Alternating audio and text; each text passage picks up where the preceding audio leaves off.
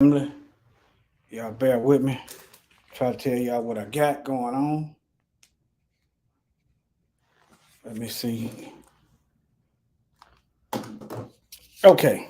Let me make sure everything is going all right. Okay. I'm live. Let me see here. Okay. I'm gonna do a little preview before I get started. This here gonna be about soldiers and the origins of Memorial Day. This here is a sister who feel like her life is in danger, and she's in the military. Okay, right here. Let me see here. Here's another sister that was her death. She was in the military, mysterious circumstances. And here's some more sisters died under mysterious circumstances. I'm doing this little preview for people who might catch the replay. All right, now, okay. And then the first Memorial Day, what you probably all, some of you may know now, but what they ain't gonna teach in school. All right. It's the 3-day weekend that all right, let me see here. Okay, let me get started. Let me stop sharing my screen and put the music and let people pile in the room. All right.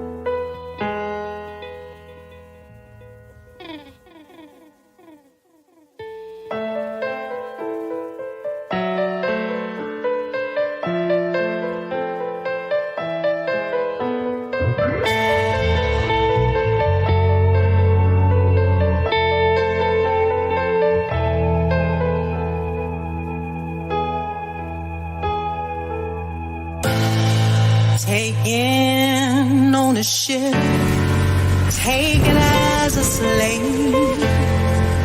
You said we were the ones who were depraved, but it was you took us on the good ship, Jesus, which you told me was my Savior,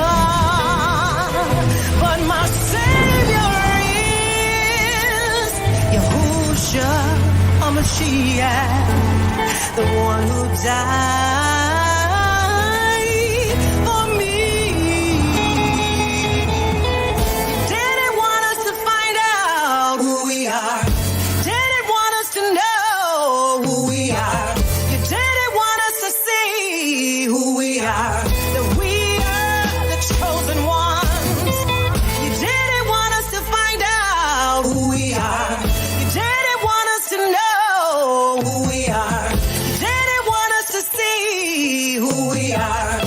So you lied to us. Took our name from us, stole our identity, stole our language. You didn't want us to write or read. Now our eyes are wide open and we can see. Shot us, killed us, raped us, robbed us, sold us into slavery, threw us into the Atlantic, left us for dead, drug us behind the horses and flogged us, even raped our men. Buck breaking, sex bombed, lynched us and forced us to breastfeed your babies, not to mention the devil's punch bowl, which you tried to erase from history. Everything we learned, we must unlearn, for the truth will set you free. Come on out of the slave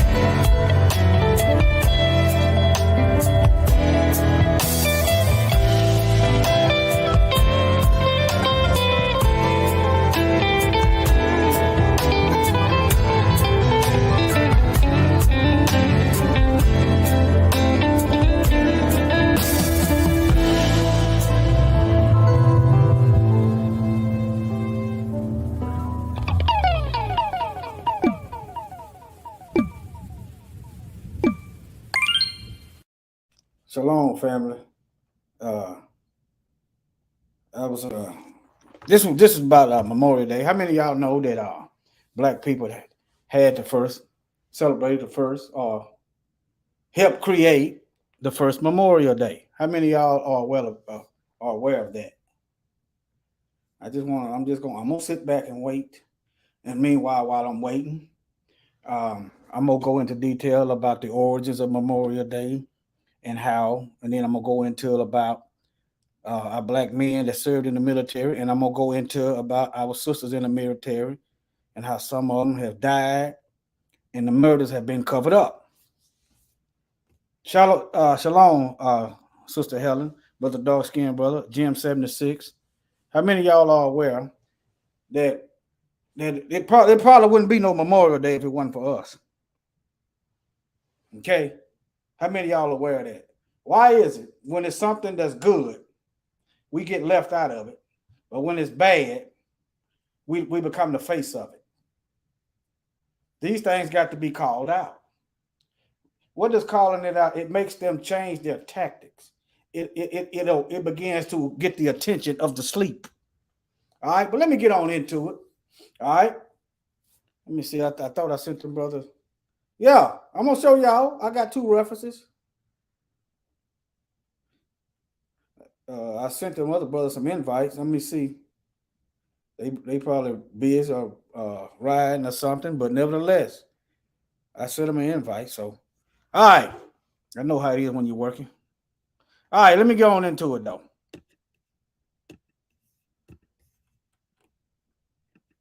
I guess we'll start with the Memorial Day first. Not that. I don't know what this. I just realized this was a video. I don't know what this is, but it looked like. Let me just see. I'm gonna try to bat through it, but if it's too colonized, I'm gonna cut it off because it's about our people, and they fail to remember our people. It's the 3-day weekend that officially kicks off the summer season. A time for hanging at the beach, barbecuing, even catching a few laps of the Indy 500. But Memorial Day is also the most solemn American holiday, a day to remember those who made the ultimate sacrifice while defending their nation. The Civil War, America's bloodiest chapter. Over 600,000 soldiers killed in action. Almost every community in every state suffered the loss of young men. As the war came to an end, mourners in both northern and southern states began placing flags and flowers on the graves of fallen soldiers. The town of Waterloo, New York is officially credited with starting the holiday. On May 5th, 1866, its citizens closed their shops and businesses so that everyone could decorate the graves of the men killed during the war. Notice it said 1866. Black folks done this in 1865. Let me continue. Then an old war general had an idea. John A. Logan was the leader of a Union Veteran Association. He spearheaded an effort to unite all the decoration services into one national holiday, designating May 30th as Decoration Day. On the first national decoration... Let me be clear. I don't believe in celebrating nothing that we got our own in the Bible. Let me be very clear on that. Okay? We got our own days in the Bible. I just want the truth needs to come out. Ain't gonna come out. Decoration Day, 1868. 5,000 war widows, orphans, and other mourners gathered at Arlington National Cemetery. They placed flowers and ribbons on the 20,000 graves. Okay. I think he said 1868. Then I'm gonna read this. They ain't mentioned nothing about the black folks. Well, in order for me to properly attack it, I got to let the thing play. Let this thing play. I didn't know this was a video until I started. Okay, let me let it play, then I'll attack it. But then so far they ain't mentioned nothing about us in 1865. They placed flowers and ribbons on the 20,000 graves cemetery. 5-day, designating May 30th as Decoration Day. On the first National Decoration Day, 1868, 5,000 war widows, orphans, and other mourners gathered at Arlington National Cemetery. They placed flowers and ribbons on the 20,000 graves of both Union and Confederate soldiers. Two future presidents and fellow Union veterans, Ulysses Grant and James A. Garfield, attended the ceremony. Throughout the 19th century, Decoration Day grew. Ceremonies were held in major Civil War battlefields like Gettysburg, Pennsylvania, and Antietam Field in Maryland. By the end of the century, the holiday was renamed Memorial Day. But war wounds ran deep. Most Southern states refused to commemorate a holiday they regarded as honoring Union soldiers. So each state commemorated their war dead with different Confederate decoration days. Several Southern states continue the tradition to this day. World War I ushered in the age of modern warfare. America lost over 130,000 soldiers in the global conflict. This shared experience finally bonded America's North and South. When the war ended, May 30th became a day to honor all American soldiers who died in battle as far back as the Revolutionary War. Yeah, how many of y'all are aware that black folk fought in the Revolutionary War? We fought in every war this country ever had. But for what? If you are aware that black folks fought in the Revolutionary War, drop it in the chat.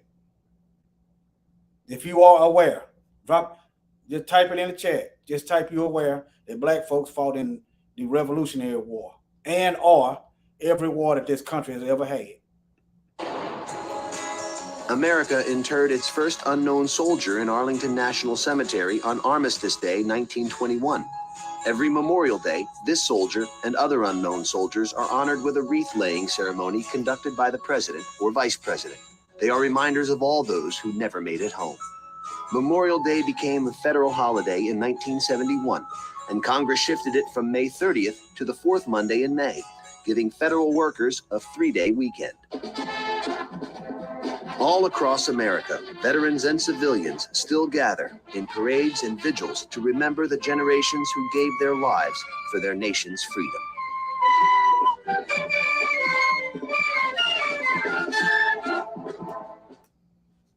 Okay. They didn't even mention black folk. You see what I'm talking about, y'all? You see what I'm talking about? And y'all wonder why. That's all right. That's all right. You see what I'm talking about. But look, let me read this, though. One of the earliest Memorial Day ceremonies was held by freed African Americans, Hebrews, black folks. I use black folks because not everybody understand it, you know. All right, so don't trip. All right. At the close of the Civil War, people recently freed from slavery in Charleston honored fallen Union soldiers. Okay. All right. Let me see. Oh, you in the UK? They doing? Yeah, they the same people. Why would they acknowledge? I don't know. I ain't studying their stuff. I ain't pledging no allegiance. I ain't studying that mess they talking about. Yeah, that's probably what scares them. We good at fighting. All right. Now, okay. Let me see. Battered. Let me see. Memorial Day was born out of necessity. After the American Civil War, a battered United States was faced with the task of burying and honoring 600,000 to 800,000 Union and Confederate soldiers. I don't even think they were intended on giving them a proper burial because they had them in a mass grave. But nevertheless, soldiers who had died in the single bloodiest military conflict in American history. The first national commemoration of Memorial Day was held in Arlington National Cemetery. The first commemoration of Memorial Day. It was first called Decoration Day. Okay. All right. Was held in Arlington Cemetery, and it wasn't in Arlington. Okay. On May 30th, 1868, where both Union and Confederate soldiers were buried. All right. Okay. Several towns and cities across America claim to have observed their own earlier versions of Memorial Day or Decoration Day. But black folks buried them in 1865. The war ended in 1865. Okay. The earlier name is derived from the fact that decorating graves that's where they got that year in 1866. when they were decorating graves. That's what they said in the video. But nevertheless, the early name was derived from the fact that decorating graves and remains a central activity of Memorial Day, but wasn't until a remarkable discovery in a dusty Harvard University archive in late 1990s. See how they keep our history hid? Look here.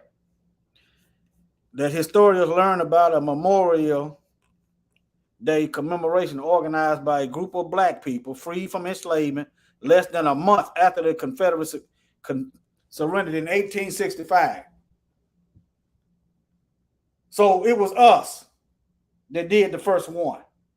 But you have to dig hard and deep. And Harvard even know. All right.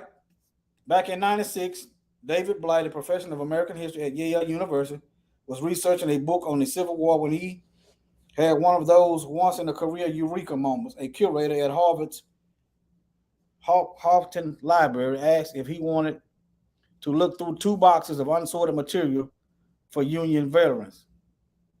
There was a file labeled First Decoration Day. Remembers Blight still amazed at this good fortune, and inside a piece of cardboard was a narrative handwritten by an old veteran, plus a date referencing an article in the New York Tribune. See, all these are breadcrumbs that you could track this history down. You could try New York Tribune First Decoration Day. See what I'm saying? The narrative told the essence of the story that I ended up telling in my book of this march on the racetrack in 1865. Okay. This is where the Confederates held prisoners of war. The racetrack in question was the Washington Race Course and Jockey Club in Charleston, South Carolina. In the late stages of the Civil War, the Confederate Army transformed the formerly posh country club into a makeshift prison for Union captives. More than 260 Union soldiers died from disease and exposure while being held in the racetrack's open air infield. Their bodies were hastily buried in a mass grave behind the grandstand. So if they was already buried, they wasn't planning on digging them up, giving them a decent burial. That's my opinion, not by the looks of it. All right. When Charleston fell and Confederate troops evacuated the badly damaged city, those freed from enslavement remained. Okay, when Charleston fell and Confederate troops evacuated the badly damaged city, those freed from enslavement remained. One of the first things those emancipated men and women did was to give the fallen Union prisoners a proper burial. That is Hebrew culture, giving people proper burials. That's what we do. All right. They exhumed the mass grave and re-entered the bodies in a new cemetery with a tall whitewashed fence inscribed with the words "Martyrs of the Race Course." And then May 1st, 1865, something even more extraordinary happened. According to 2 reports of Blight found in the New York Tribune and the Charleston Courier. There's another newspaper you can find this information. That's a newspaper. A crowd of 10,000 people, mostly free slaves. Type this in your Google search. I type it in and see what it get.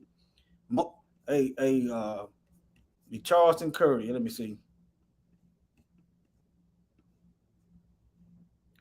A crowd of 10,000 people, mostly free slaves, with some white missionaries, staged a parade around the racetrack. I'm gonna type that in and see what happened.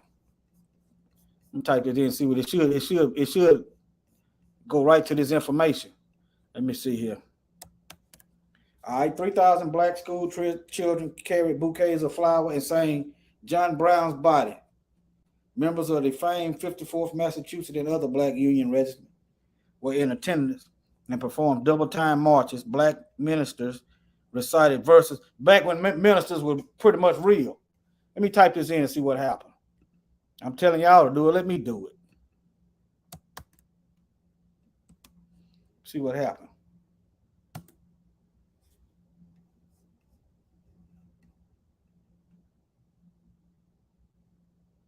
I don't see the Courier. I don't see the. I don't see the courier. But yeah, but it still takes you back to the first Memorial Day. Let me see. And this is a white supremacist website, but let's see what they got going on. Some of the slaves freed from Charleston, South Carolina during the Civil War organized a march at a racetrack where Union soldiers had died in what is known as the first Memorial Day observance. Let me see what the troll's gonna say. I guess okay. Nevertheless, I'm not gonna go too far off on this, but that's how you basically do research. Okay. All right, Nika and Helen. I see y'all in here. Dark skinned brother. Okay. But yeah. Okay. Let me see where I'm gonna go now. I'll give you another witness. They don't remember this. Okay, let me see. Let me see. Black soldiers in the Revolutionary War.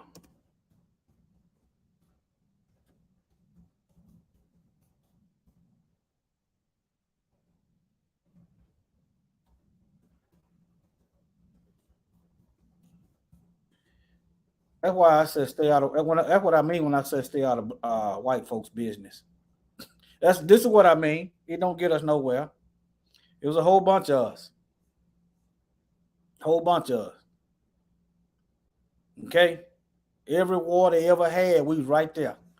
For what? Fighting for our place to stay at the bottom. And yet, these immigrants come over here and they get millions of dollars. They get place to stay. They get benefits that we can't get. Yeah, let me show y'all what the Union soldiers did after we got through burying them and fighting beside them. I'm not gonna let y'all forget this.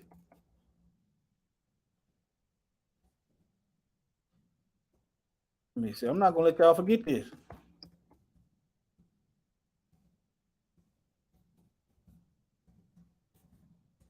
I ain't gonna let y'all forget it. The Devil's Punch Bowl. Right after we got through helping them win the war, this is how they repaid us by putting us in concentration camps. That's how they repaid us. Stay out of white folks' business. Stay out of white folks' business.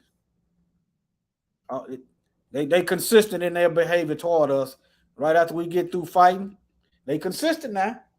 Oh yeah, you welcome. You welcome, Helen. They consistent. They consistent in their behavior.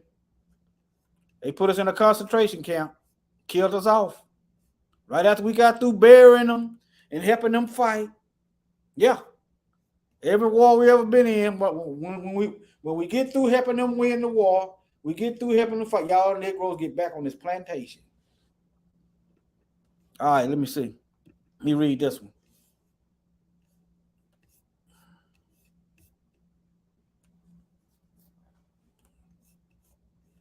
Okay. But it's basically saying the same thing. Okay.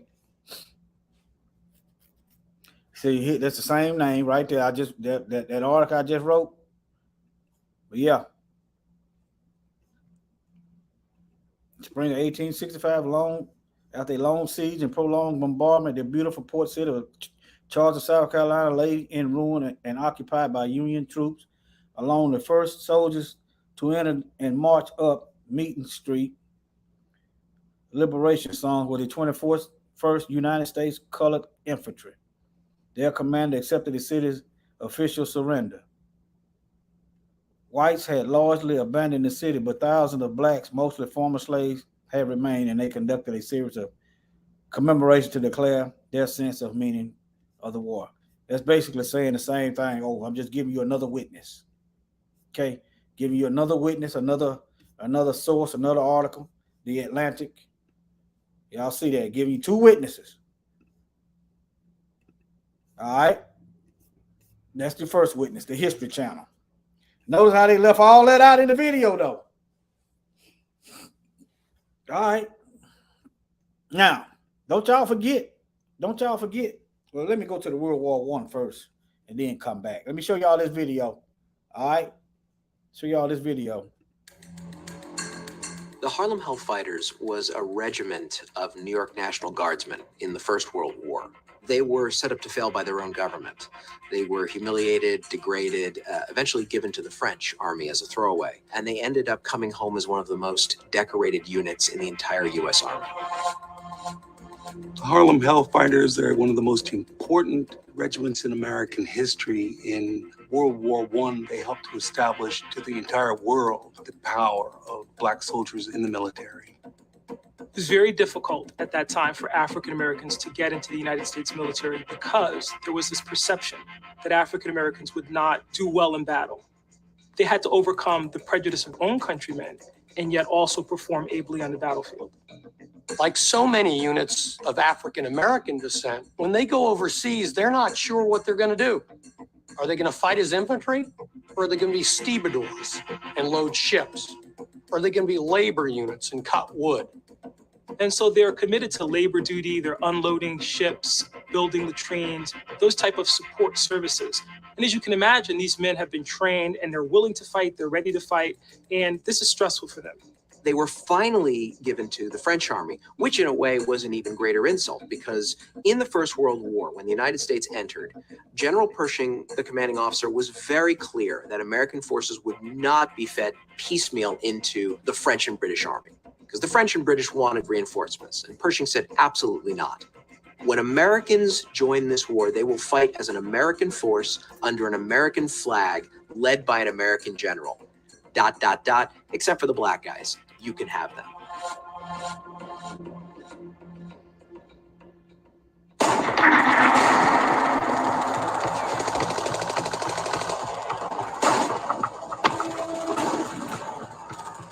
Henry Johnson is perhaps one of the most remarkable Black military heroes in U.S. history. This ain't no big man, y'all. This man he is shorter than me. Okay? This man is shorter than me. So all you scared to death men out here, whatever it is, you got to work that out. Figure out your strengths and your weaknesses. Turn off the porn and start learn some hand-to-hand combat. It's right here on YouTube. Whatever you need to learn is right here while you got time. This man is shorter than me. All right? And y'all listen and look at what this man did. Ain't no time for this scared to death. Bruce Lee only weighed 130 pounds, y'all. Bruce Lee was not a big man. Okay? Your mind is your greatest weapon. That's why they want to pollute it. Shoot it up with drugs and put chemicals in there and give your baby a shot as soon as they born.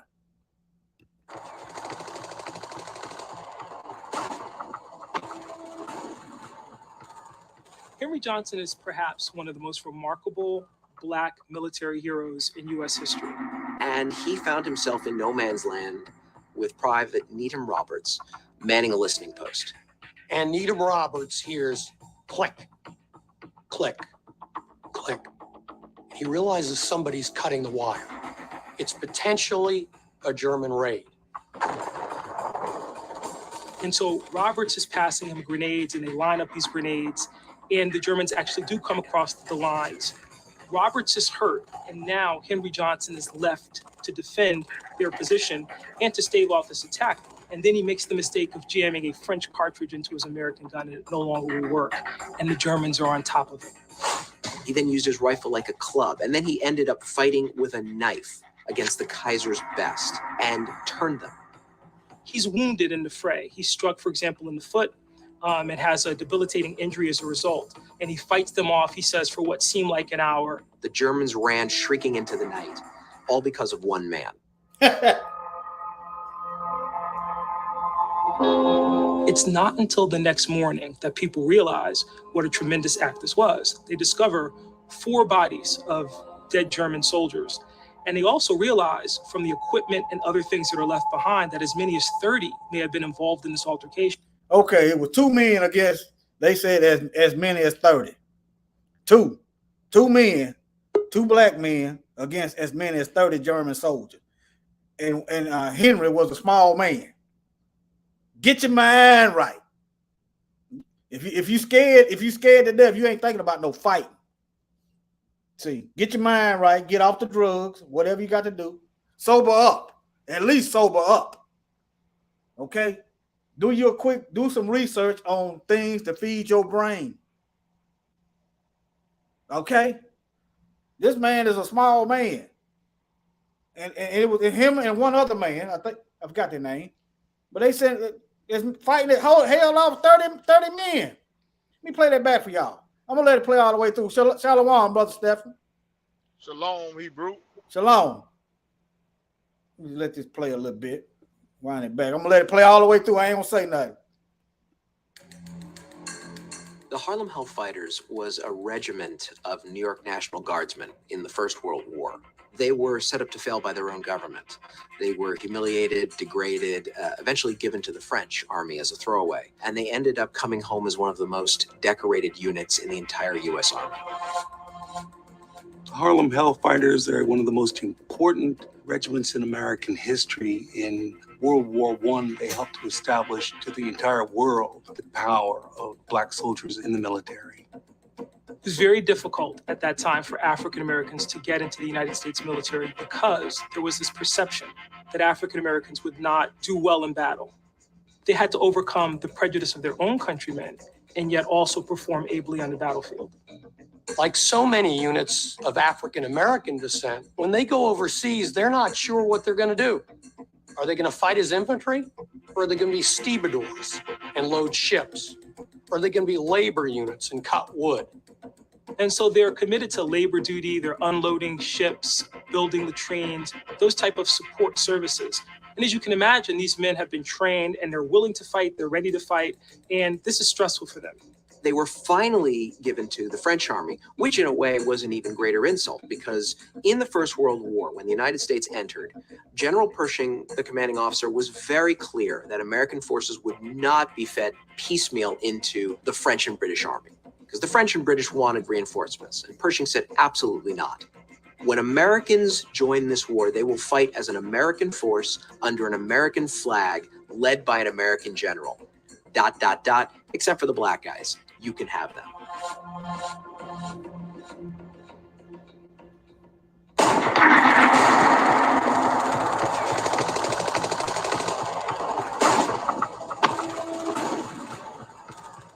Henry Johnson is perhaps one of the most remarkable Black military heroes in U.S. history. And he found himself in no man's land with Private Needham Roberts manning a listening post. And Needham Roberts hears click, click, click. He realizes somebody's cutting the wire. It's potentially a German raid. And so Roberts is passing him grenades, and they line up these grenades, and the Germans actually do come across the lines. Roberts is hurt, and now Henry Johnson is left to defend their position and to stave off this attack. And then he makes the mistake of jamming a French cartridge into his American gun, and it no longer will work. And the Germans are on top of him. He then used his rifle like a club, and then he ended up fighting with a knife against the Kaiser's best and turned them. He's wounded in the fray. He's struck, for example, in the foot, and has a debilitating injury as a result. And he fights them off, he says, for what seemed like an hour. The Germans ran shrieking into the night, all because of one man. It's not until the next morning that people realize what a tremendous act this was. They discover 4 bodies of dead German soldiers. And they also realize from the equipment and other things that are left behind that as many as 30 may have been involved in this altercation. As soon as he drove off those Germans, the French awarded him with the Croix de Guerre, a great honor. Unfortunately, it took about 75 years for the US government to give him the Legion of Merit. Had he been white, he would have walked out of that war with the Medal of Honor.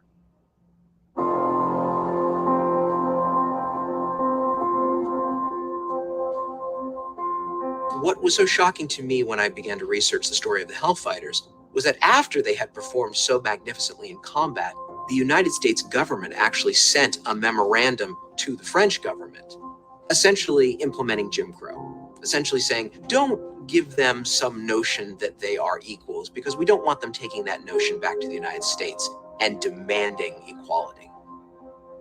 When he come back to the United States, he's not awarded the Purple Heart. There's no notation in his military record of his injury.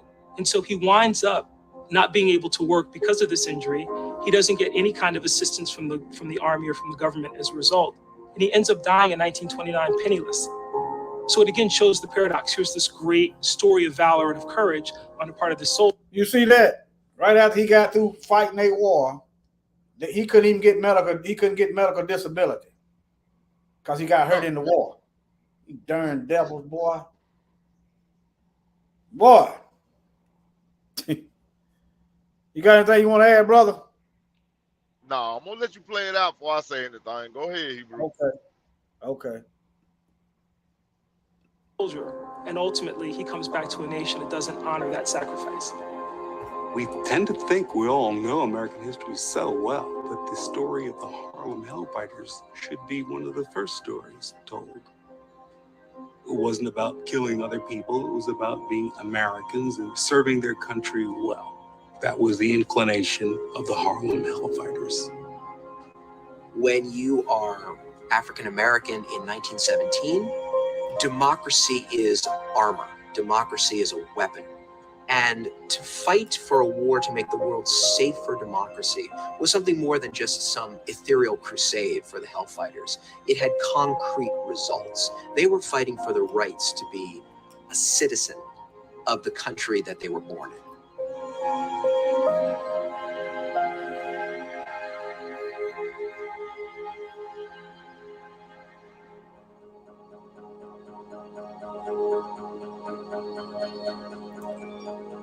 Give me my flowers while I'm living. Look at that. After he did, and they done disrespected him. Look, then they want to give him a doggone medal of dishonor. That's just like exonerating black men from crimes in prison after they did. They do that too. He done been dead 20 years. Oh, they find out he innocent. They knew he was innocent anyway, and then they want to expunge. What do they call that? Pardon him. But and y'all wonder why I get heated.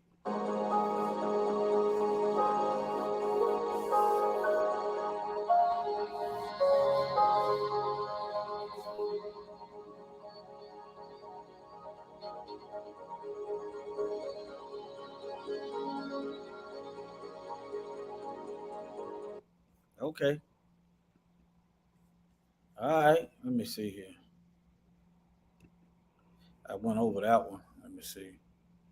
Brother Warrior, Yes, sir. did you hear what they said that the United States wrote the French government and told them? Yeah. We don't want them getting any idea that they equal and free. Yeah. Yeah, don't put them niggers on no pedestal while they over there. Yeah. You treat them niggers like we treat them niggers. Cause we don't want them niggers coming back over here thinking they equal us, cause we gonna hang a nigger. You see what's up on the screen there? And right after we got back over here, that's exactly what they did. It's real. It's well documented. Man, I'm not pledging no legion, boy, but to nothing. They can go to hell. Memorial Day, huh? Yeah.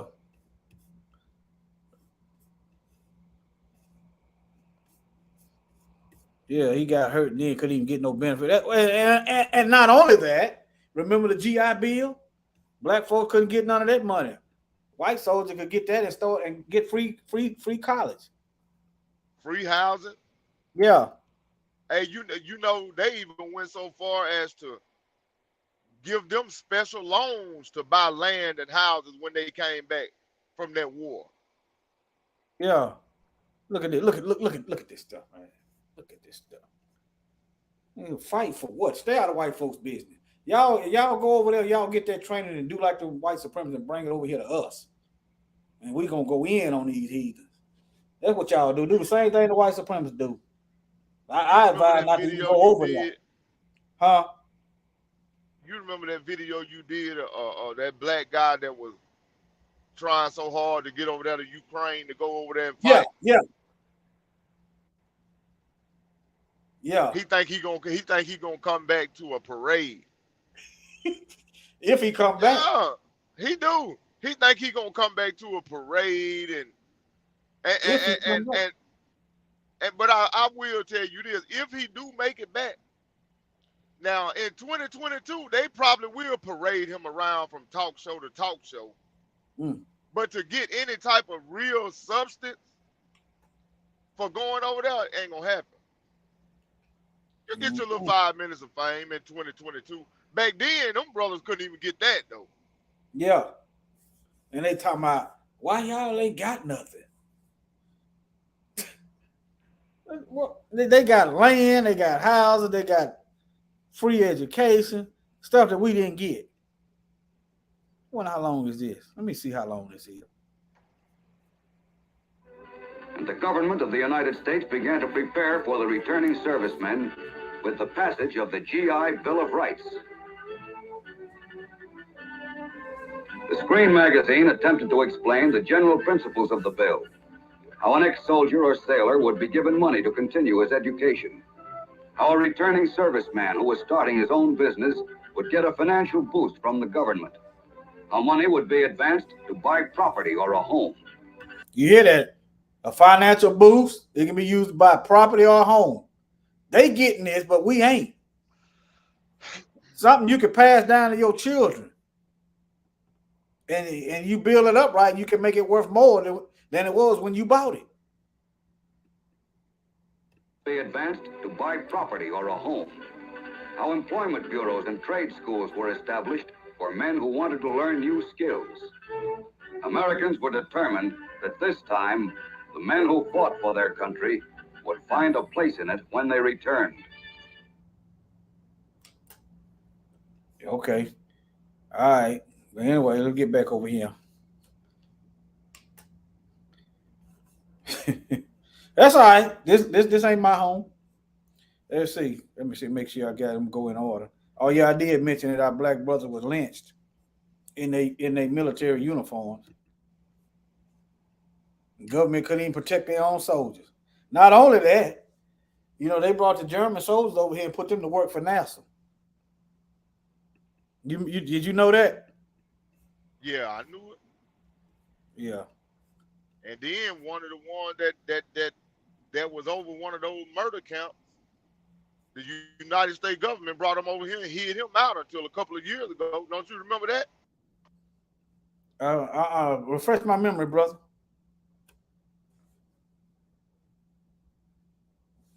What you got his name? A couple of years. They done caught so many. That's what I'm saying. Brother Steph, you still there? Brother Steph. All right. This right here is Private Neely. It's short, like 2 minutes. It's another brother that fought in the I think the Civil War.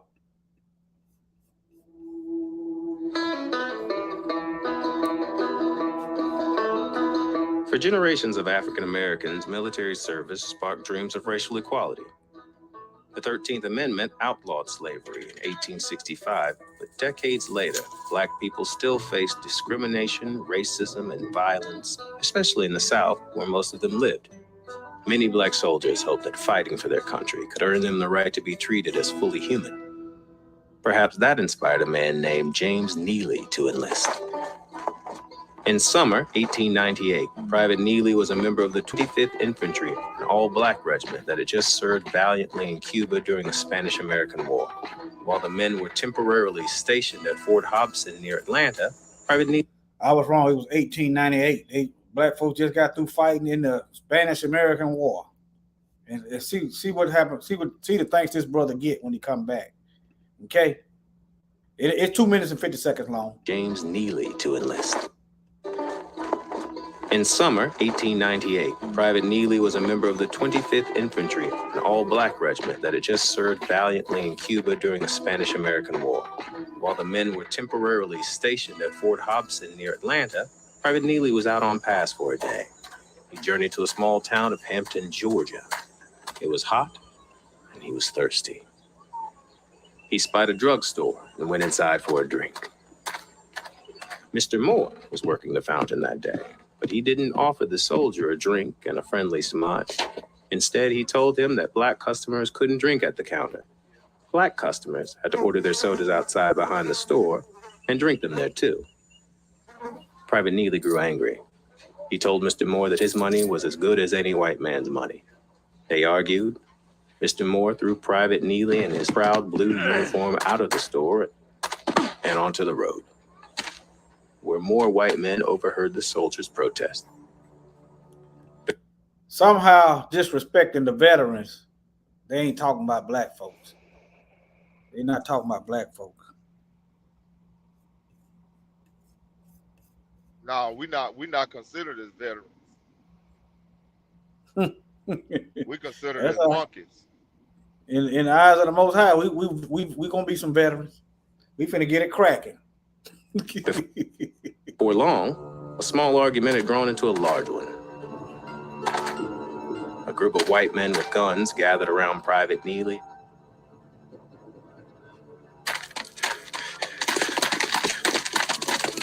And shots rang out. Private Neely fled, but he was wounded. He died in Hampton, Georgia that day.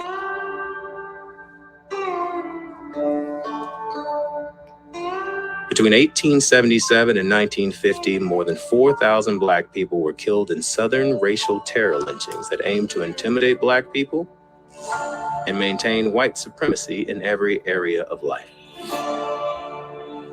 Nearly 600 lynching victims were killed in Georgia, including many black veterans.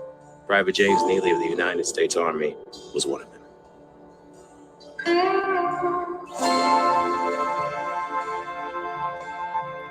Ain't no hate crime bill or nothing. They said vote for those demons now. Vote Democrat. Okay, right now, I have wipe this smile off my face. These are some black sisters that ended up dead in the military. You familiar with this sister here? I am. Yeah. This sister wasn't but 5 feet. She's a sergeant. She's a sergeant, ain't she? I forgot. She wasn't but 5 feet 1 inch. I'm gonna read this one. Feel free to chime in whenever you want to. Let me see what it's from. Eco So Intellectual. Okay. Now I'm gonna go over here and then come back and give you a reason. I'm gonna go over here and come back to this. Yeah, let me do this. Let me see. Let me come back. Yeah.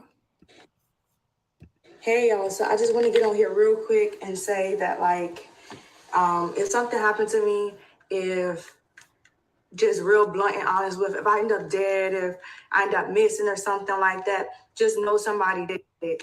And I just want to get out here and put something out, because I know how the media, I know how my job, being in the military, will paint these false narratives. And I'm going to do more talking about it. I'm trying to post a video now, but I just need something quick put out there, so that way people know, like, if it was self-inflicted or something like that, my family would know, my friends would know. So if nothing comes from them or nothing like that, I just want to say somebody did it. I don't know what's going to happen, but for some reason I feel like my days, something is just telling me my days are limited, and I don't know how it could be. I don't know if it's, things get heavy, man, and I'm not going to lie, like, things are perfect for me. Like, it could be. And this is not me trying to come on here and tell y'all that I'm going to be dead the next day. I don't know, but I know those people who do end up dead, they wish they would have put something out. They wish they could have told their truth before, they left this earth and left it to people. Now, like I said, I'm trying to make a video of everything, just saying what's, then they can paint whatever picture they want, and people don't know my side of the story. So I'm going to make a video, but just keep me in y'all prayers. And just know that I told y'all it was only a matter of time. They put out AWOL. They just seen me less than 24 hours ago. They talked to me today. They put out AWOL. I just want to try to see what's going on.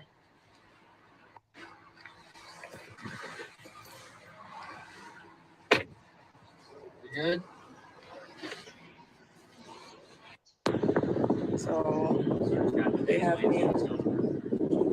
No, nobody told me nothing was going on. All these people here for me. Y'all, at this point, I honestly think these people was probably trying to kill me or something. Like, I don't know. They won't leave me alone. Okay. So another one. Now, you expect you expect the military to say that they get to investigate themselves. All these schools, all this misconduct going on in the school system, they get to investigate themselves. The police, they get to investigate themselves. What would the world look like if the criminals committing a crime get to investigate themselves? Think about that. Yeah, yeah, the criminals get to investigate themselves. They can Nothing do to their see own here. investigation. Yeah, they do the instigation and the investigation. Look, we are aware of the allegation concern. This is the military now. Allegation concern raised by Sergeant Jewel Scott. We take all allegations of misconduct seriously, and yeah, commanders will investigate. They didn't say how they take it though. She said soon after she filed that harassment, something complaint. That's when they started. So they take it seriously, but they going after her instead of the perpetrator. And commanders will investigate and take action as appropriate in their best interest. Sergeant Scott is safe and in the care of her unit leadership. Our soldiers can always bring up concerns to their leadership. Yeah, so they can keep an eye on you. Who will take appropriate action to commensurate with Army standards and values. Here go another video. That's pretty much the same thing, I think. Yeah, I think I just played that one, didn't I? I'm back on post because I didn't feel safe. The last interaction, I'm getting back on post, and about 5 police cars are here. They stopped me. I met up with somebody to call me back on post because I didn't feel safe. The last interaction that I had with any military official was my supervisor yesterday. She told me at 0620 PT formation, with the climate of the media and everything that's going on, I told her that I did not feel comfortable. Just so I can verify real quick. Yeah, that's not a problem. I got you. That I did not feel comfortable coming to the formation or being under anyone's command, especially with everything that's going on. And she said, okay. She said, okay. She didn't say anything. She said, I was sure that your command knows you're not comfortable. She never said, meet me here. She never said, meet me at this place still come to post. She just said, okay. I was sure that your command is not comfortable. And so I talked to CID. And I talked to CID. Yeah. And CID told me that they are that there's no missing person report on me or anything like that. I last spoken with my physically, Can I have you step out of the vehicle, please? Yes. All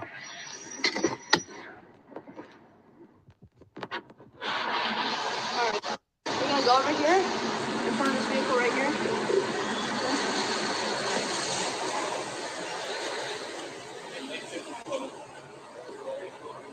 Might go ahead and have your hands out to the side like this. Okay. Let me see. Here's one more. But let me say this. Let me say this, bro, Warrior. Yeah. Now you see how when you allow your children to join these people's armies, they are no longer free. No. You there? Your body is not even your own at that point. Yeah. Yeah. I had a family member. I told You him, have become property. You just became property. especially if you're black. No, I saw a video, I think on Lisa Channel, all these military bases with Confederate generals. Yeah. Let me see.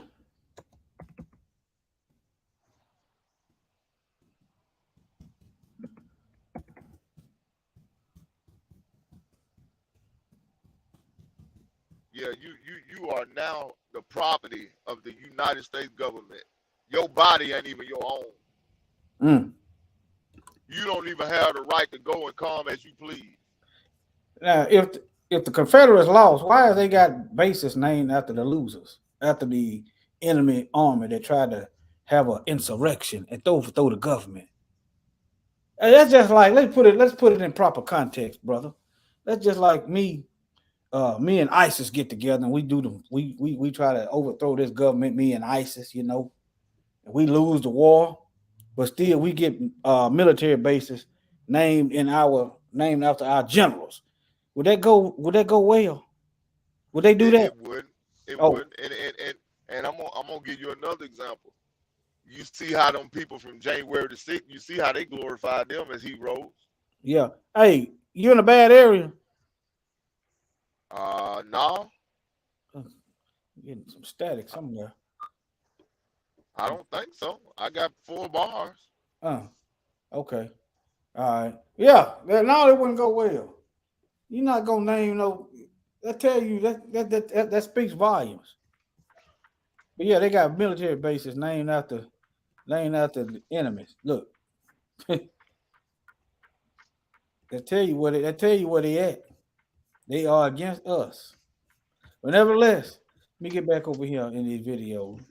Think that was let me show this one, this last one. Now they are arresting me. Can I leave from his phone? Hey, Isaiah, can you get this phone? This is his phone. You can hand it to him? Okay. Now they're arresting me. Isaiah, can you record this on the car, please? This is what you can do. We're gonna take her over there, and you can just film her as she walks over there.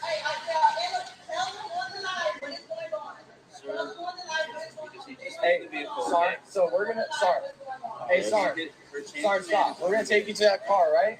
You can film me from here while you're walking to the car. Okay? Is that good? We'll still get it all on camera. We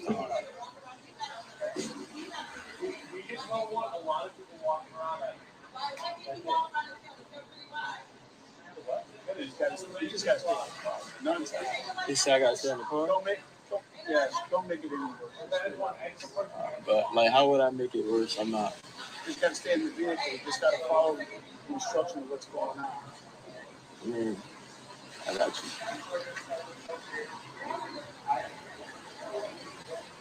Watch this, right? You can flip it around. You can face it behind you like this. Just stick your arm out. You can film the whole process of going into the car. Like this or like? Yeah, so you can hold it like that, right? And then once she starts walking in there, you can flip it around and film the entire process of going into the car. And you could just hold the camera on the car the entire time, all right? On the window and record, please? Yes, I don't care. Exactly, so he can record while y'all telling me to record. Okay, okay. Okay. And all right, let's get her over to the car. All right, now you can flip it around. Can you continue to record? Like, don't let them. You can do it. You can do that. Keep going. Y'all see this one.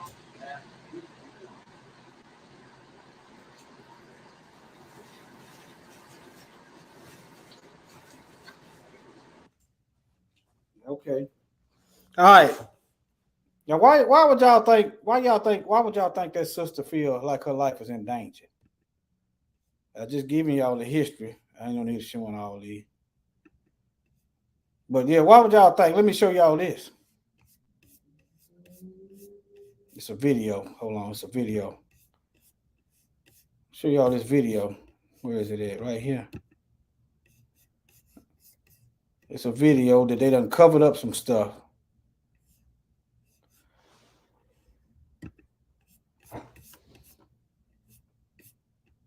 Don't be surprised if you get an article, she done come up missing or Yeah, she I don't committed think suicide. they're gonna probably wait. It'd be too obvious now.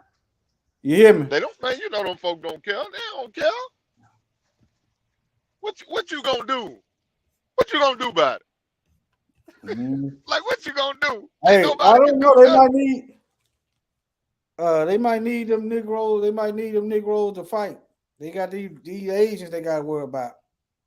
They Let me see, can I find a video? They still got to worry about China and them. I done messed it up, but it was a video. Let me see, can I?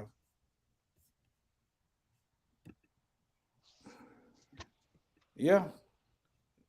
They still gotta watch what they do. Let me see, can I find that video?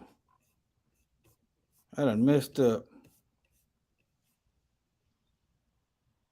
But look, they talking about a gang rape. This sister video I showed y'all. Let me see, can I find that picture?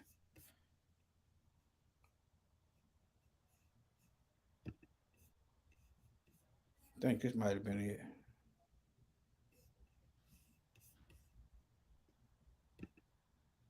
Yeah, this is it.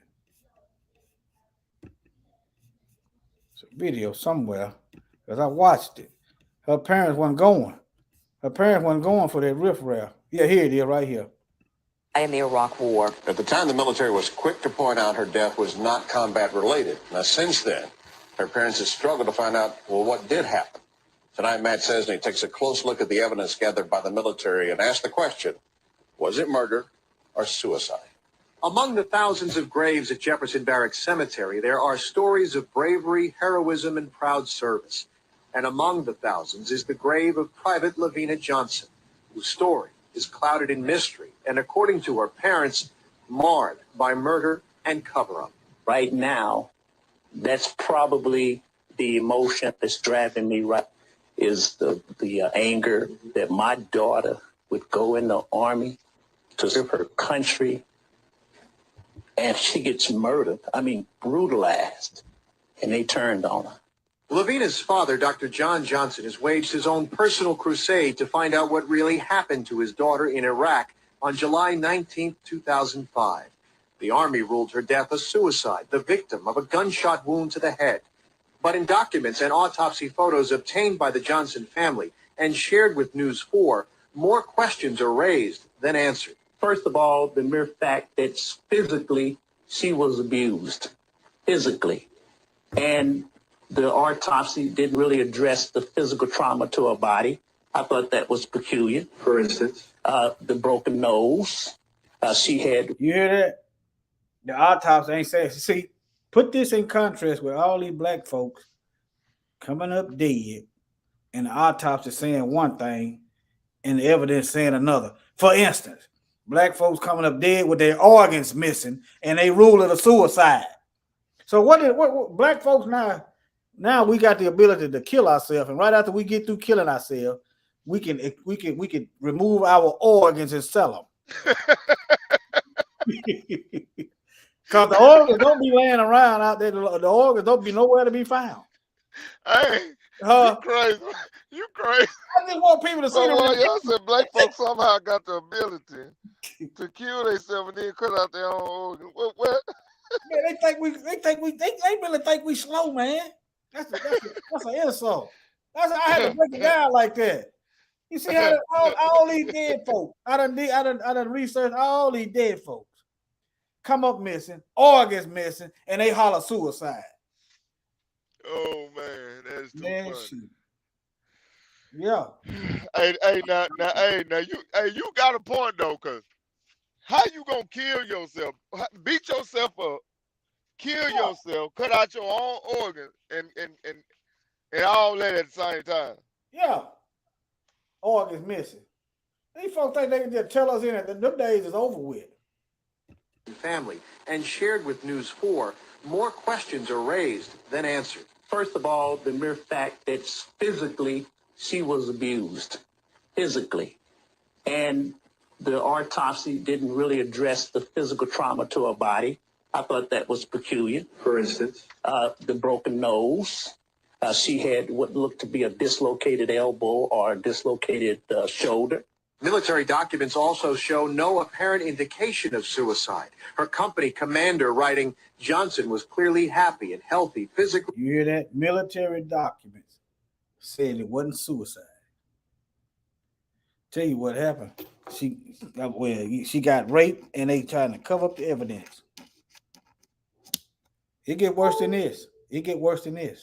And emotionally, something her mother knew by a phone conversation the day before she died. We laughed. We talked about Christmas, and we were making plans. Johnson's parents also question how their daughter at 5'1" could have handled a 40-inch M16 to kill herself while sitting. In fact, the military laboratory even concluded that based on a gunshot residue test, Johnson may not have even handled the weapon. Additionally, Johnson's military debit card was never found, even though she used it just 2 hours before her death to buy candy. No bullet was ever found where she died, and a trail of blood is seen in photos outside the tent. And even stranger, it appears someone tried to set her body on fire. Whoever did this tried to burn her up, and there was a second fire in that tent, burned the whole crime scene down. So if it wasn't a suicide as the Army maintains, how did Private Lavina Johnson die? Well, based on the documents and autopsy photos obtained from the government, her father believes it started with a sexual assault. I believe she got scared. She went to have a physical to see if she had any kind of sexually transmitted disease. She filed a complaint. The sister I just showed y'all, file a complaint. I'm getting back. You see the parallel. Y'all see the parallel. I just want you to see the parallel.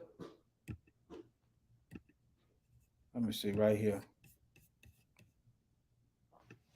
I believe she gave a name.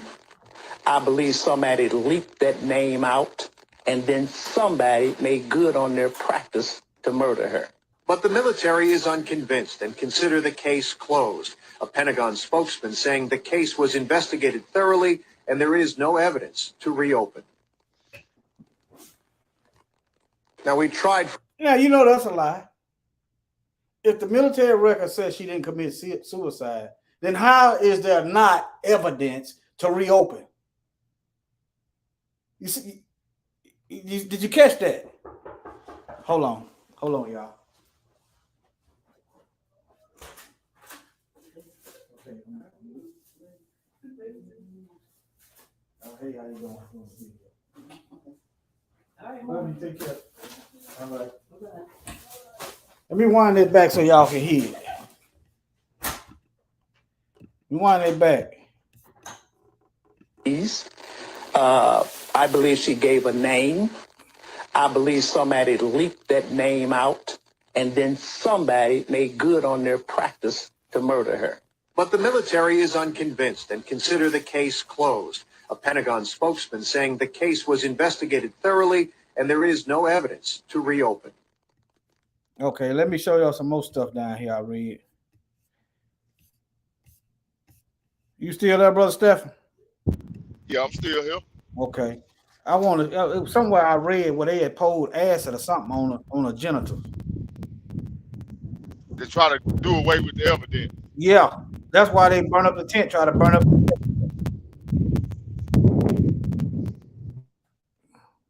Let me see down here. This is all the sisters. Look at all these sisters. Okay, this is another one. Is it okay? All these sisters coming up there. Look, hometown, Bakersfield, California. Age 40. Died April 20, 2008. Operation Iraqi Freedom. Unit Navy Naval Security Force, Naval Support Activity, Bahrain. Incident, cause of death is under investigation. The criminals get to investigate themselves. All right. Private Janelle F. King, hometown. Merced, California, USA, 23 years old. Died August 14, 2008 in Operation Iraqi. Same thing, 2008. What they got going on, man, in the Army? Died in Baghdad of injuries, suffered from a non-combat related incident. They go on the war and don't realize they're already in the war and they die from something else, from the war that they don't realize that they're in. You see that? Died in Baghdad. So she didn't die from the war. All right. What's the specialist? Lakeisha M. Bailey. Columbus, Georgia, U.S. 23 years old. 2010. Died 2008, March 8, 2010. Operation Iraqi Freedom. Unit, Army, 1st Battalion, 10th Military Artillery. Okay. Regiment, 3rd Brigade Combat Team, 3rd Infantry Division, Fort Benning, Georgia. Incident died north of Al Qut, Iraq, and injury sustained during a vehicle rollover. Yeah, that's what they said. I don't trust nothing these folks come up with, okay? Look right here. Non-combat. Let me read all these sisters' names.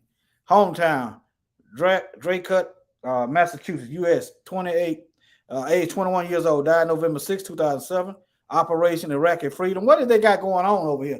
The sisters go join the military to be concubines and slaves, sex slaves. That's what the sisters going for. That's what it looked like to me. All right. They got these men over here got a history of rape. Died November 6, 2007, Operation Iraqi Freedom.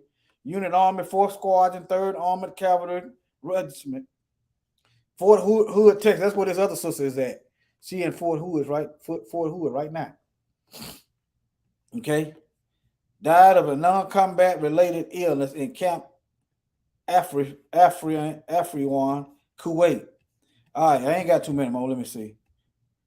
We're going to pay homage to these sisters. Staff Sergeant Lillian Clements. We're going to remember because they done got lost in the remembrance, these devils. Hometown, Lawton, Oklahoma, U.S. 35 years old. October 10, 2007, Operation Iraqi Freedom. Army 1st Postal Platoon, 834th Adjutant, General Company, Miami, Florida. Incident, killed by insurgents who attacked her unit with rockets. Okay, so I guess she died in military. Can't say otherwise. I guess the other one died in a rollover. Can't say otherwise. Okay. But if anybody know anything to the contrary, feel free to chat. Hometown, Anchorage, Alaska, U.S. Most black folks in Alaska is from Anchorage. You get outside of Anchorage, all right, age 34 years old, died November 2007, Operation Iraqi Freedom, Unit Army, 10th Brigade Support Battalion, 1st Brigade Combat Team, 10th Mountain Division, Light Infantry, Fort Drum, New York. Killed when a makeshift bomb detonated near her Humvee during combat operation in Tal al-Dahab. I agree. Combat really for the brothers. Here's another The one. only instance in scripture that I have ever saw was in the Apocrypha, where that sister went down into the camp of the enemy. Yeah, and Sister cut Judith. that heathen head off. Yeah. Judith, yeah. They said that sister was so beautiful that when they said that sister was so bad when she walked through that camp, them heathen went crazy, lusting over her. And she went in there and cut that general head off and took it back up to the top of the mountain. That's the only time that I have ever saw in scripture where a sister would put themselves in harm's way as far as military battles. Yeah. I was saying that because I was looking at the comments. Yeah, I was looking. And they was discussing whether sisters should be. But I agree too, bro. I don't think that's for our sisters. Yeah. Now they come and kick in the door. You know, you got a choice: either help shoot or risk what the heathen gonna do. That's a different situation now, ain't it? You hear me, bro? Like if somebody kicking in your door. But yeah. Oh yeah, that's completely different. That's if they get the strong man, you at the mercy. Ain't no telling what they gonna do to you. All right. It is what it is, family. But all these sisters, Janisha Gresham, especially what I can't. Katrina L. Johnson, I heard of that name before. Okay, Keisha Morgan, Keisha M. Hines, Alicia Burchett, Tiana S. Avery Feller. Okay. Leslie J. D. Jackson, Sergeant Pamela G. Osborne. This is the sister right here we reading about. Let me read that what they hold acid on her, trying to cover up the evidence. Let me read that. Let me find that.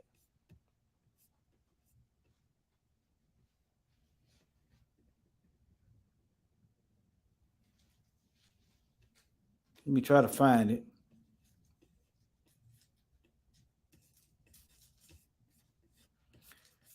I read it. It's in here. They poured acid on her, on her organs.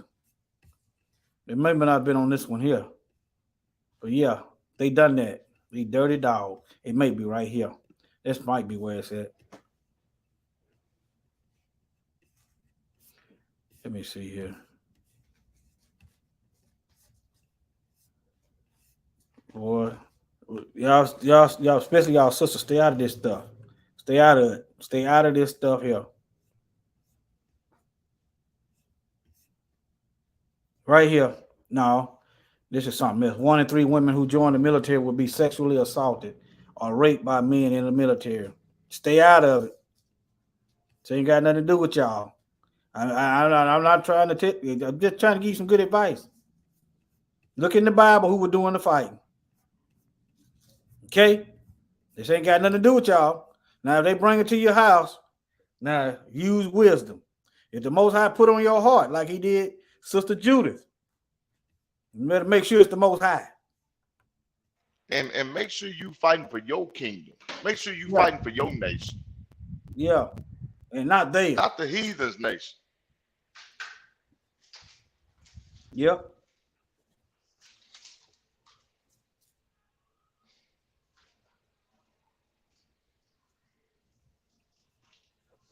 But anyway, it's in here.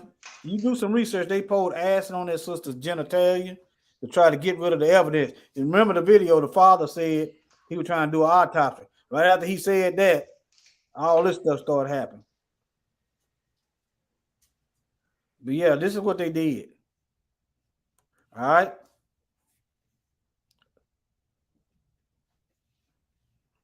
Let me read. Let me try something here. Through the Freedom of Information Act, Dr. Johnson and family friends accidentally found a Xerox picture of a CD containing photos of the crime scene. The M16 that the Army alleges Lavina shot herself with was found perfectly parallel to her body. In other words, if she shot herself with that M16, it wouldn't be laying perfectly beside her body like she done went to sleep and laid down with the rifle. It ain't going to be perfectly parallel, y'all. All right, inside a burning tent belonging to a KBR contractor. The mystery CD leaked to the family was to be the smoking gun in this investigation. There were acid burns on her inner thighs and her genital area. So right after she shot herself, she done poured acid on herself, on her genitalia, and then set the tent on fire. But the military don't see nothing. The case is closed. No need to open it. That was her spirit. Her spirit, after she died, her spirit came and did that. Set the tent on fire and put the acid on her and made sure the gun was laying pretty. Her spirit did that. Oh, okay. A corrosive material had been poured into her vaginal region, presumably to destroy DNA evidence of rape. One of her eyes was hanging out from the socket. So she took her eye out from her socket. After she got through beating herself, she shot herself. Okay. Her nose broken. Oh, she broke her nose. Bullet hole in her head and several teeth knocked backwards. This was a gang rape right here. This was multiple men right here.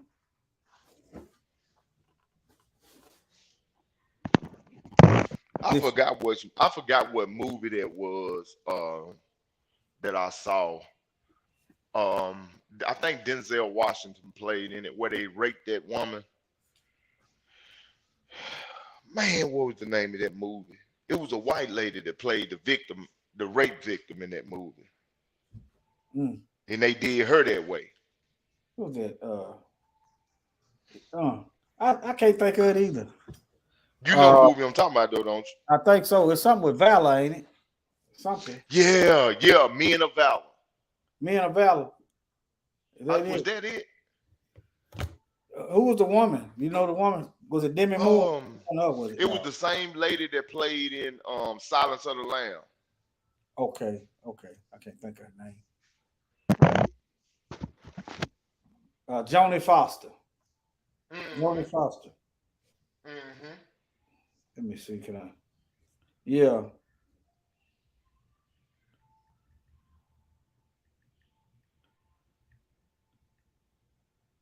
Oh, Nika, what you want to talk about? You be saying stuff out the way.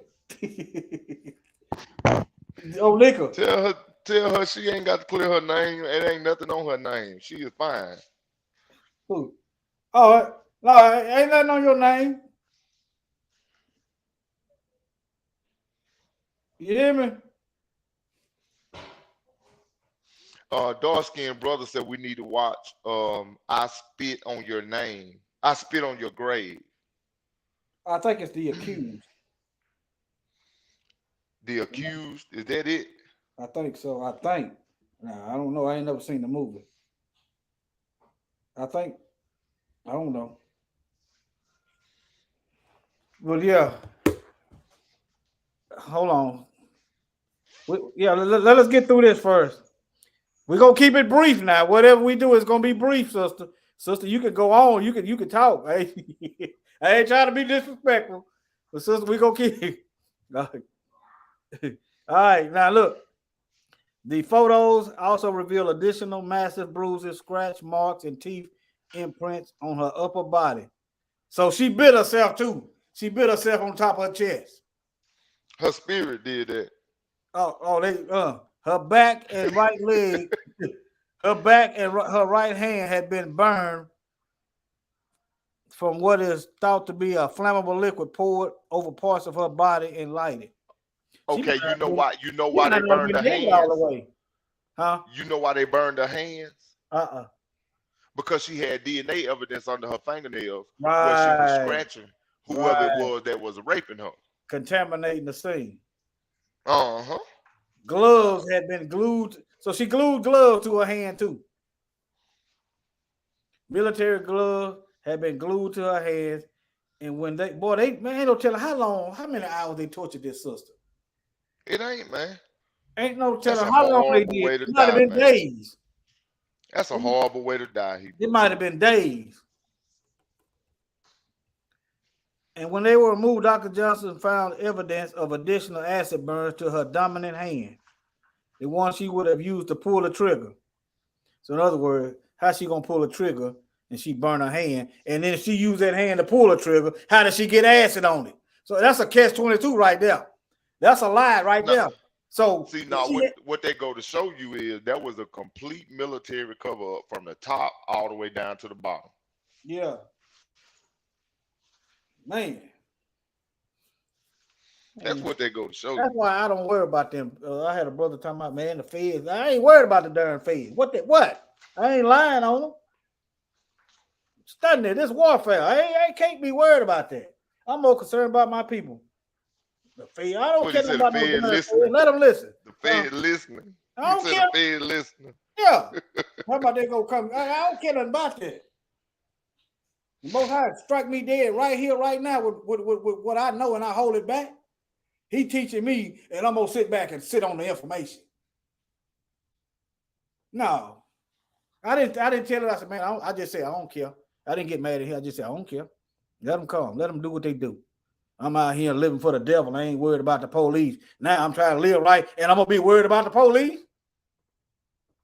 Got me, man. Think about that one. When I was out here doing wickedness, I wasn't worried about no police, no feds, and stuff. None of that. Now I get right living right now. I'm supposed to be worried about the police and the feds. Does that make much sense? Now I'm gonna do right according to the Bible. But if they're gonna do wicked, they're gonna do wicked anyway. All right, now. Okay. Military gloves had been glued to her hands, and when they were removed, Dr. Johnson found evidence of additional acid burn to a dominant hand, the one that she would have used to pull the trigger, and he quickly realized the acid was intended to destroy any other DNA, like you said, Brother Stephen. That's why y'all need to start watching these forensic shows, these DNA shows. Watch these FBI shows, these police shows. And you can smell a rat, you can smell a lie. Start watching. I watch it. It helped me dissect these lies. Shoot, when I see somebody hanging from a doggone tree, and they said suicide, they did no investigation. I know the fix is in.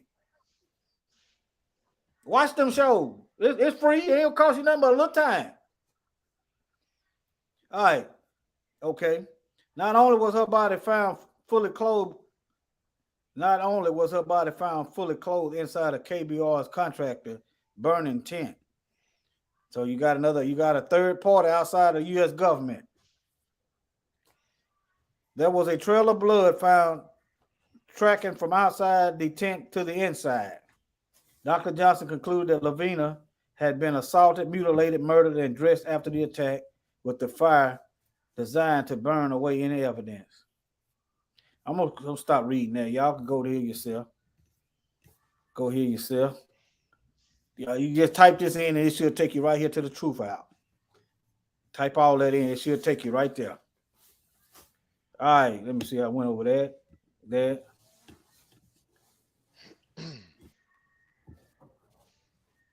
Yeah, that's it. That's pretty much it. All right, old Nico. I dropped the link in the chat. We're gonna keep it brief. We ain't gonna be up here all night. I'm not Brother Mikael. No, I'm just messing with y'all. Mikael, you listening? But shoot. No, I'm just listening. Y'all brothers stay up. I be up. When y'all sleep, I'm up. That's good. We sleep in shifts. Come on up. I ain't never think about it like that. Yeah, first watch, second watch, third, like in the Bible. We sleep in shifts. And if we don't know y'all, you're gonna have to show your face. You ain't coming up here trolling. But we know you, old Nika, so as long as your voice sound the same. Sister Nika be letting the devil get to her, man. She let stuff linger in her mind. She got to quit doing that. You ain't lying. Yeah, you got yeah. And the devil will eat you up. The devil will eat you up like that. Right. And she asked us something, we give her an answer. That should be it. Sister, you got to get we got to get a little bit more faith. Belief. You coming in? You still in here? I'm gonna play this song. She don't come up. She might be done dipped out. I'm gonna play this song. We're gonna play Judgment. All right, family. She might be done dipped out. I told her to wait. We're gonna play some Judgment up in here, cause it's long overdue. With all respect to the Most High. Not saying that he ain't moving fast enough, but Judgment. All right, you better pop in here for this song go off, Sister Onika. I'm gonna drop it in the chat again, so you don't think I'm trying to get out. Drop it in here again. We love y'all, family. That's why we do what we do. All right. The Messiah, the Master coming back as this guy who's gonna love everybody and rapture everybody off to heaven. The Shalom. Hey, Shalom, brothers. All right. I just wanted to, I know the last chat that I was in earlier this morning wasn't my finest. Yeah. I need, I'll be honest. no, I'm gonna be honest. It sounded like you were trying to divide us, and we don't. That's not what I was trying to do. Okay. I'm just not a Christian. I left that alone. I don't think none of us Christians. Huh? I don't think none of us Christians. No, I think, okay. So here's the thing. Y'all, you there? Yeah. So here's the thing. I kept talking to you in the chat, like, I kept saying, well, when I hear Jesus and God, I hear Christian. It just stays in my head. I don't know why. It just does. And I can't shake it. So I just asked, he's like, why are we doing this? If we're Hebrews, Israelites, we have to do the right name. Sister, you asking the wrong person. And number two, you got to learn to get your mind stronger than that. Cause everybody, just like my father, he ain't gonna understand. He only and I'm not Okay. he only he dropped out of school in the 7th grade. So I can't get, so everybody I had to learn this. I used to be like that. I used to be like that. Okay. Well, everybody, I'm not. I can only relate to my life. Everybody don't understand how they transliterated the names. Some of us is waking up in different stages. Some of Hmm. us, yeah, everybody ain't on the same page. But here's the thing, though, brother. Listen, I love our brothers. You know, I've been with y'all, rocking with y'all for a while, and I really, really love this ministry. I just wish it could be different a little bit.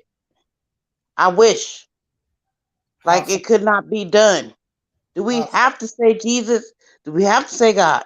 Do we have to? Sister, uh, you got to take that uh, to the other brothers. But Oh, okay. I gave you an explanation to that. I gave you an All right. explanation to that. Hold on. Yeah. Yeah, that's something something should have been done behind the scenes and not but Yeah. it should have been done behind the scenes. They got an email. Have you emailed somebody? Yeah, stuff like that we need to do behind the scenes to keep down confusion and being decent and in order. I'm Oh, not really? I'm not trying to be disrespectful or unloving or Well, how am I supposed to speak? I sent you an email already through Facebook. I don't use Facebook. I've said over and over I don't use Facebook Messenger. I, I don't. I don't use Facebook. Facebook is Thing it. is, we Go ahead, brother. uh, I I've is done it. I've tried. we I can't get swear I've tried behind the we scenes. can't get we can't get caught up in names and what name is this and what name is that, because the thing about it is we don't only have listeners that's been in the for You fading our out. listeners You are fading out. just, Say it again, brother. I said that a lot of our listeners are just now coming out of the church. Some of our listeners been in the truth for a while, but we have to use language that's universal so that we can reach everybody. And even if we do say Jesus or God, everybody know who we talking about. So it's like we can't get caught up in names, because to be honest Okay. with you, in English ain't none of it right. You know what I'm saying? If we gonna get caught up in names, we might well put the whole Bible down, Yeah. because all of Well, it has been translated from its original language and from the original text, from the original language to English. So if we gonna go that route, then we might as well just put the whole Bible down. I'm not challenging y'all at all. By the way, for your teachings, it's been superb. No, I've no, never no, seen no, no. anything like it. I'm not taking. I don't. But I'm not taking it that way. But the only thing that I'm I just saying, wish the sister, words would be different. Oh my goodness. We're Hebrews, so we're not Christians, Yeah, you but know? can any one of us understand fluent Hebrew? I can't. I know I can't. Well, Warriors, you teach it. You teach it. Yeah, that's me, and you have to. That's me. I'm almost 50 years old. My walk is different than somebody else. I don't know. Yeah. I don't see, and we all know. We know Mashiach ain't white. We know that ain't no white Yes. going on up in here. See, Yeah. on Facebook, I still got my slave name, Daniel, Right. Shadrach, Meshach, and Abednego. Them slave names. Hmm. I'm just Fact. we in captivity. This is one of the repercussions. I don't. I try not to use them names, but sometimes I will. But I try not to use them. Okay. But But you know the thing about it, none of us is gonna get the true language until we get to the wilderness, bro. Yeah. That's true. You know what I'm That's true. saying? So Yeah. Oh, you keep me while in. while we in this captivity, you know, until all of us can speak the same language, we got to use the language that everybody understands. Yeah. Cause at first when I first seen them names, which was about 4 or 5 years ago, where they get this name from? Where they get this? I ain't lying this week. Where they get this name from? Then I started digging. Then I started learning Jesus ain't white. It just my world just turned upside. Then the Most High showed me how they translated the Hebrew name through 4 European languages. They Yeah. the Most High showed me. They used that Yiddish Hebrew. That's a white language. Then they went through. Then they went through Greek. Then they went through Latin, and they done went into English. English done changed like 4 times. Mm-hmm. That's why the names sound white and the names don't sound Hebrew. Okay, Yes, sir. everybody should know that.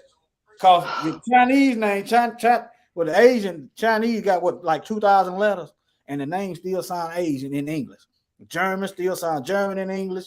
Okay, Russian sound Russian in English. Spanish sound Spanish in English. But the Hebrew name don't sound Hebrew in English, and that is why. Because they translated the Right. name through 5 European languages and gave us Okay, Yeah. listen. In the scriptures, right? Yeah. In the scriptures, let me show you something. In the scriptures, these are all the different names of the Messiah: Yeshua, Savior, Redeemer, the Bread of Life, Lord, Creator, Son of the Living God, Only Begotten Son, Beloved Son, Holy One of Israel, Wonderful Counselor, the Mighty God, the Everlasting Father, the Prince of Peace, King of Kings, Head of the Church, the Almighty, Alpha and Omega, Master, King of the Jews, High Priest, Prophet, Teacher, Emmanuel, Advocate, Mediator, Judge, Chief Cornerstone, Author, Finisher of our faith, Lamb of God, Good Shepherd, the Shepherd and Bishop of souls, the Word, Fountain of living water, the Rock, True Vine, Branch, Bridgestone, Dayspring, Shiloh, the Lion of the tribe of Judah, the bright and morning star, the image of the invisible God. I am, Hmm.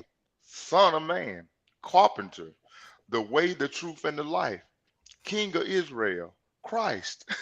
I mean, I could just go on. Did You you know what say I'm that? saying? Did you say the lion? Did you? Yeah, Did I said the Lion of the tribe of okay? Judah. Yeah. But the point that I'm making is we can't get caught up in names, because if we're gonna be honest about it, then we should be offended when anybody calling him any of those names. Okay. If they not Well, saying Yeshua Hamashiach, then if I say, well, the way, the truth, and the life, uh I put my faith in the way, the truth, and the life instead of saying Jesus, somebody might be offended by that. Or if I say the image of the invisible God, somebody might be offended by that. But the hmm, point that I'm making is, when I say Jesus, all of us came from the Christian church. Whether we in the truth, been in the truth 20 years, or if we just leaving the church, everybody know who we talking about. okay. Yep. And we know he ain't white. And we know he ain't white.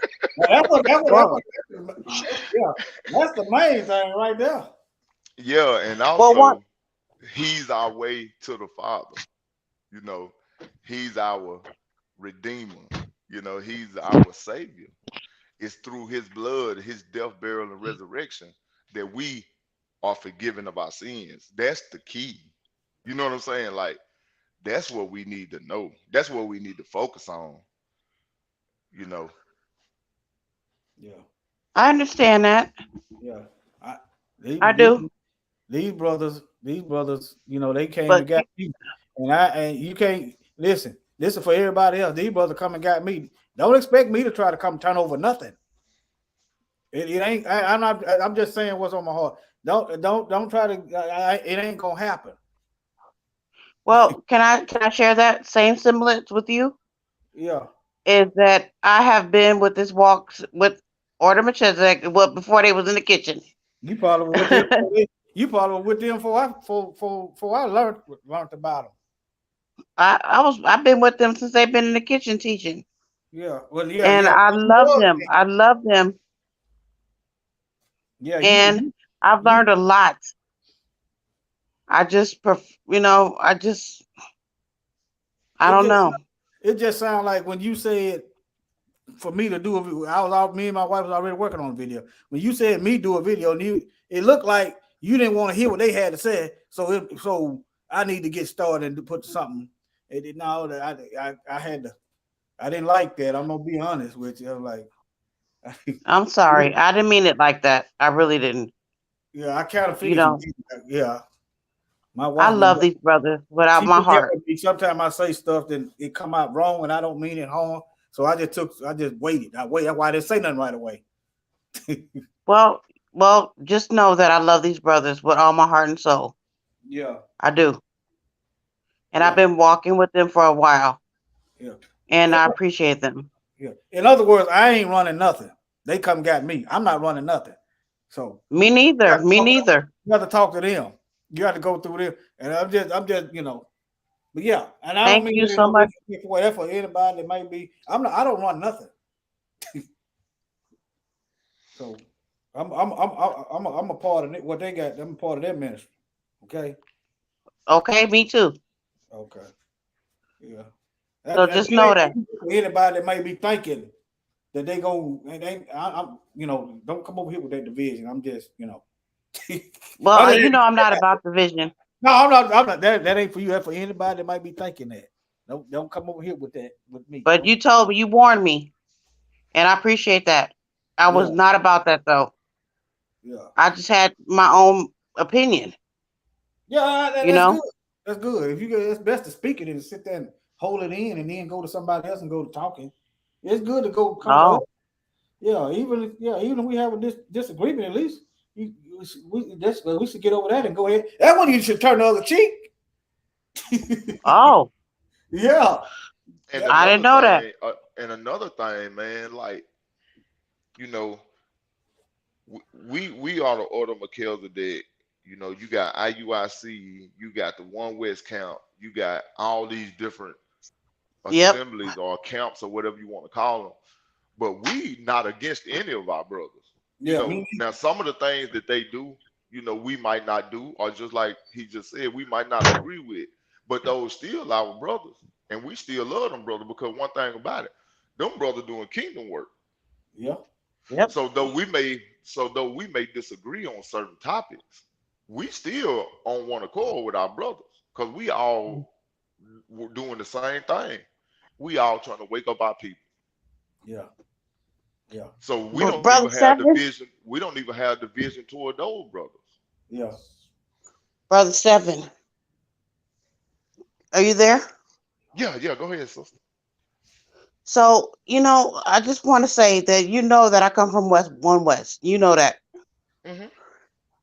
And I just always used the Hebraic words. I just don't know anything else. And that's And okay. then I'm coming in this fold here, Yeah, and look, and I'm it's trying okay to. if you use Elohim and you use Yeshua. That's perfectly fine, sister. I'm not telling you not to do that. That's your Yeah. choice. That's your preference. Yeah. But what we telling you is as teachers, we Yes. can't we can't restrict ourselves because if you notice, we say Elohim and we say Yeshua and we say Messiah sometimes, but we have to communicate to the masses. We can't just focus on the people that's in the chat because we have a lot of people that come in and listen after the videos are over that's not even in the truth. That's still in the Christian church. So we still got to try to reach them as well as the people that's on the platform. Yeah. So we looking at it from a universal aspect, whereas you looking at it as this group aspect.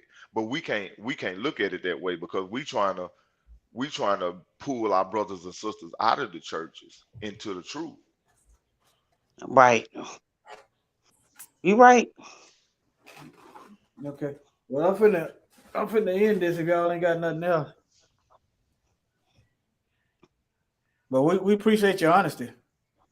That got much respect for me. At least But you said, one thing, hmm? Warriors, are you there? Yeah, One yeah, thing I will say is that I'm not trying to discord no, division or anything like that. yeah. I absolutely love y'all, Okay. no matter what. You know what I Y'all, mean? It's just y'all y'all my have to pray for brothers. me. Period.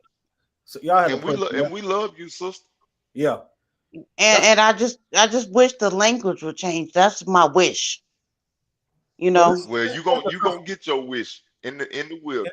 Yeah, yeah, you gonna you yeah. gonna get your wish. The script said he gonna return to us a pure language. That's right. Yeah, And I can't wait for that. Honestly, And yeah, we like all waiting for it. yeah. yeah, I love y'all forever in my heart, for real.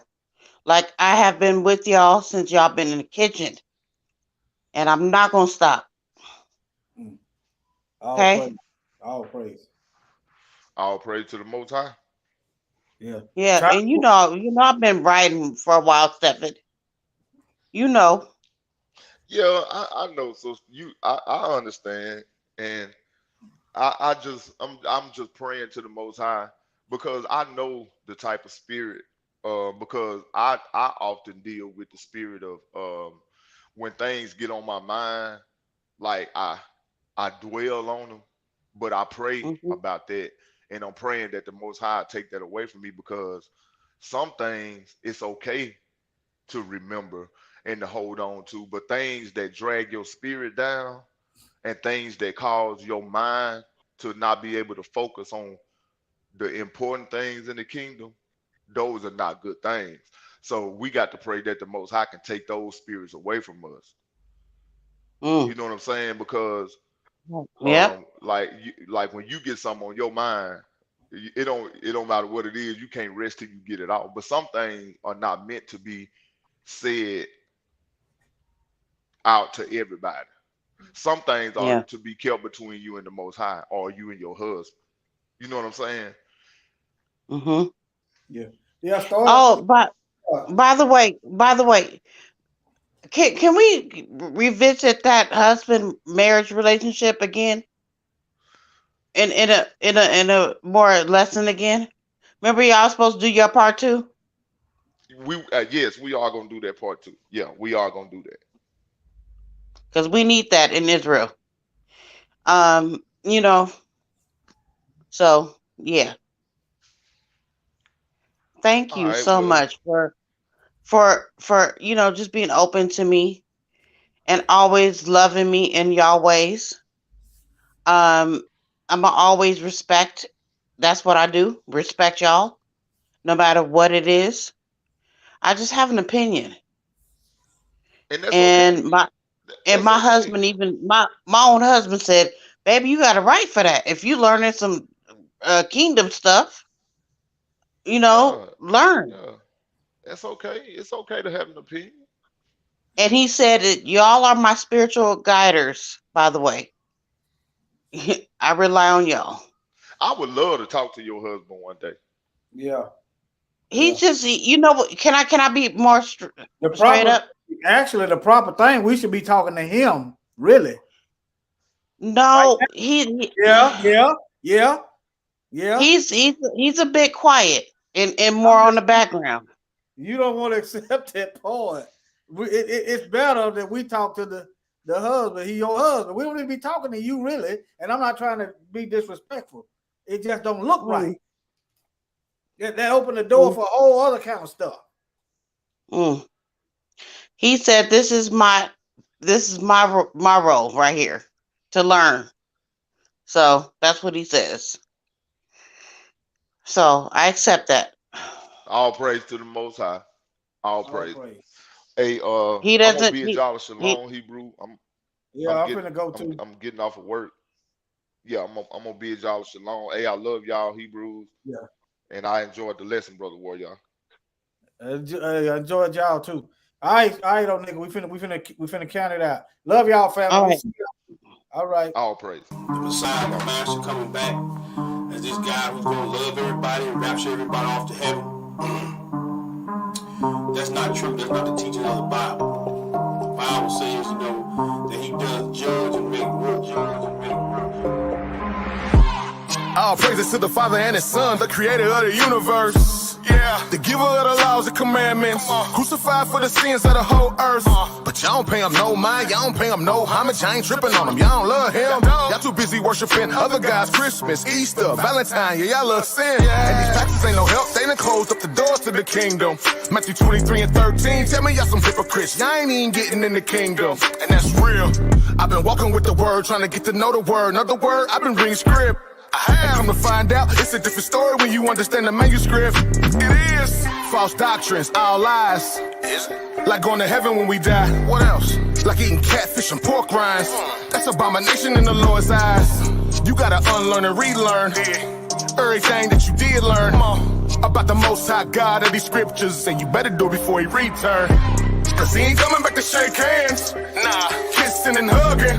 No, He coming back to set the record straight. Come on, He coming back to pass judgment. Yeah, cause He ain't coming back to shake hands. He ain't kissing and hugging. No, He coming back to clear the controversy. He coming back to pass judgment. 7 trumpets, 7 vows. Right after Jacob see his trouble, it's coming. He said the whole world gon' bow. Whether you hate him or you love him, it's coming. Got a war, you ain't keeping his commandments, you gon' perish when he come back with his army and the sword. All judgment has been handed down to him from the Father, and the title has been given Lord of all lords. You've been worshiping in vain though, cause you don't really know him like you claim so. At the day of judgment, he gon' tell you he don't know you either. And to the lake of fires, where you gon' go? All you heathens and you Edomites. Yeah, Babylon gon' die that night. Talk a takeover, full overthrow. The man of sin, he gon' burn slow. What you know about blood up to the horse's bridle? He gon' call all the fowls of the earth to come feast on the dead bodies, laying every word. You can read it, you been sinning, you ain't gon' be spared. I've been reading, you should get prepared. Yeah, I've been reading, baby, you should be scared. If you thinking the Messiah is a white boy with blue eyes and blonde hair, that's deception at its highest. He gon' judge you with the highest when you kick against the laws and the commandments. That's the covenant, I'm standing on it. 10 toes down, I know you been playing on it. You gotta unlearn and relearn everything that you did learn about the Most High God of these scriptures, and you better do it before He return. Cause He ain't coming back to shake hands. Nah, kissing and hugging. No, He coming back to set the record straight. Come on, He coming back to pass judgment. Yeah, cause He ain't coming back to shake hands. He ain't kissing and hugging. No, He coming back to clear the controversy. He coming back to pass judgment. And I saw heaven open, and behold a white horse. And he that sat upon him was called faithful and true. And in righteousness he doeth judge and make war. His eyes were as a flame of fire, and on his head were many crowns.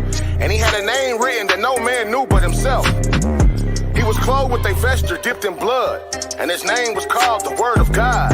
And the armies which were in heaven followed him upon white horses, clothed in fine linen, white and clean. And out of his mouth goeth a sharp sword, that with it he shall smite the nations, and he shall rule them with a rod of iron. And he treadeth the winepress of fierceness and of wrath of God Almighty.